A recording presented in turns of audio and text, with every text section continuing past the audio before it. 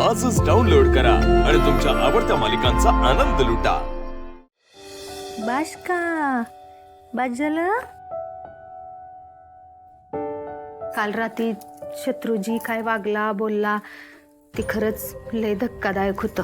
Daddy आणि शत्रू या दोघांच्याही बुद्धीची ना कीव करावीशी वाटते मला। किती चुकीचा विचार करतायत ग दोघ जण। आणि या असल्या विचारांमुळे ना तेजूसाठी पुढे जाऊन कठीण होऊन बसेल। तेजू सारख्या पोरीच्या वाट्याला ही असलं भोग का आलं असत्याल काहीच कळना झालंय बघ। हा ग बघ की आजच बाळंतीण झाली आ म्हणल्यावर घरात वातावरण कसं पाहिजे, किती आनंदी आनंद पाहिजे समधीकडं। घरातल्या माणसांच्या विचाराचा परिणाम होत नाही वे बाळंतीण बाईवर। पण आता हे या घरातल्या पुरुषांना कोण सांगणार? अगं शत्रूनं थोडा तरी समजूतदारपणे वागलं असं खरंच वाटलं होतं मला, पण माझं चुकलं। मुलींचे चेहरे पण बघितले नाहीत ग त्याने अजून। मग या अशा वातावरणात तेजूची मनस्थिती कशी पॉझिटिव्ह राहील सांग बरं मला।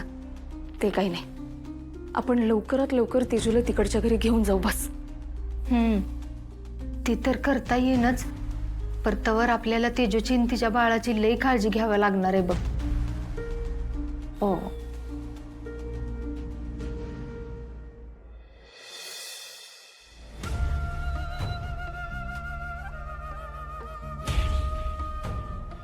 जोगवा वाढ ग माय।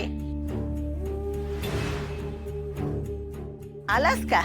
मी सांगितलं होतं तुला तुझ्या घरात लक्ष्मी येणार आहे म्हणून, आणि तुझी भरभराट होणार आहे। अगदी तसंच झालं।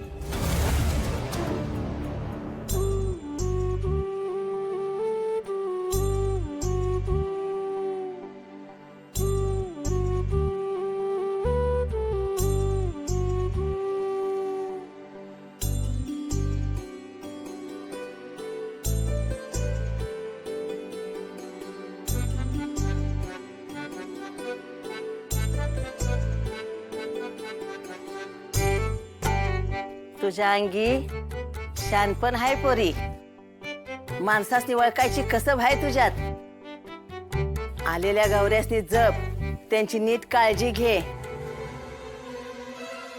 त्यांच्या जीवावर कोण उठलं तर तुलाच त्यांचं रक्षण करावं लागल, त्यांची काळजी घ्यावी लागल। हे घे, देवी आईचा अंगारा आहे, त्या चिमुकल्यांच्या कपाळावर लाव। त्यांच्या आयुष्यात जी बी काय अडचण असेल ती दूर होऊ देल आणि तुझ्या घराची भरभराट होऊ देल। आई राजा उध उध।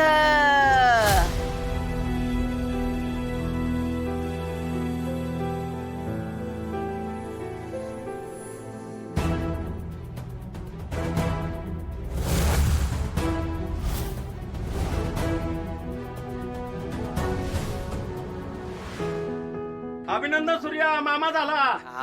अभिनंदन सूर्या, मामा झाला।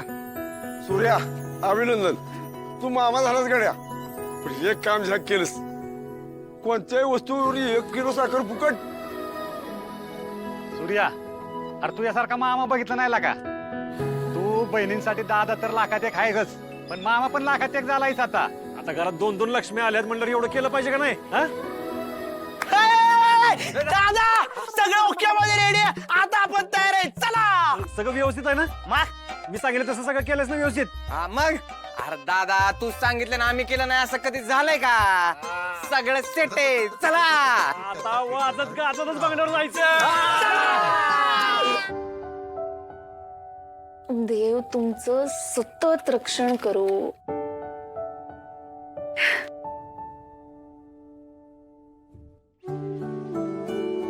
छोटी आई, ही बाळ झोपलेली असताना किती निरागस दिसतात बघ ना ग। वय पर या निरागस जीवासनी ह्या घरात धोका आहे असं भाकीत सांगून गेली आहे ती जोगतीन। माझ्या जीवाला त्याच गोष्टीचा घोर लागलाय बघ तुळजा। ती नुसतं धोका आहे म्हणून सांगून गेली आहे, पर मला चांगलं ठाव आहे या बाळासनी कुणापासून धोका आहे ती। काय ग कुठे हरवलीस? अगं ते बाळांसाठी गुट्टी करून आणायची होती ना, मी घेऊन येते। अगं थांब, मी जातेच खाली, मी आणते। बर।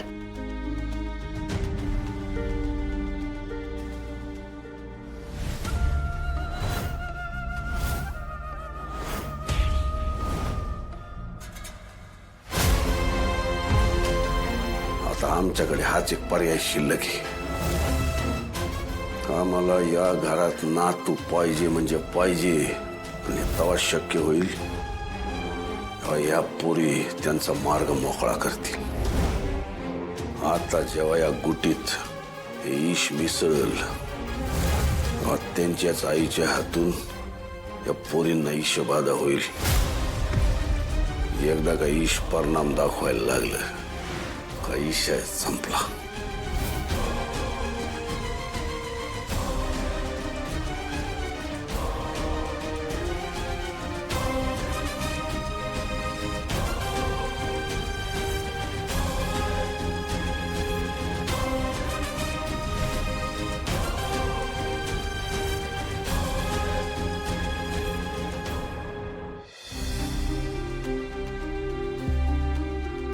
दुधाचं पातेलं उघडं कसं काय? छोटा इकडनं गडबडीत राहून गेलं असेल.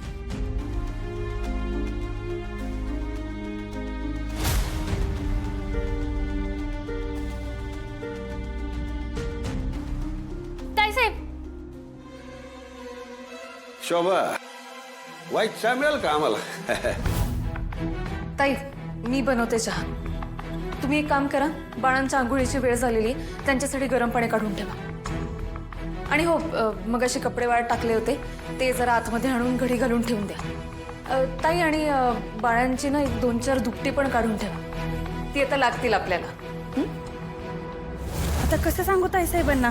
ही कुठे बाळांना दिली तर त्यांचा जीव जाईल. ताई, जाताय ना? हा,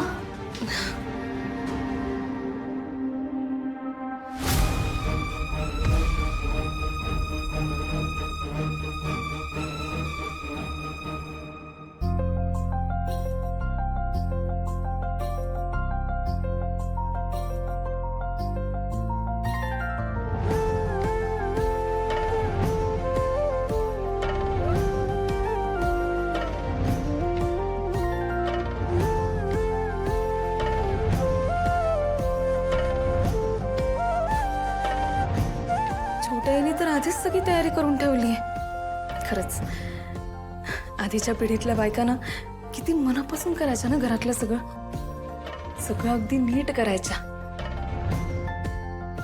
त्यांच्याकडून बरंच काही शिकण्यासारखं आहे.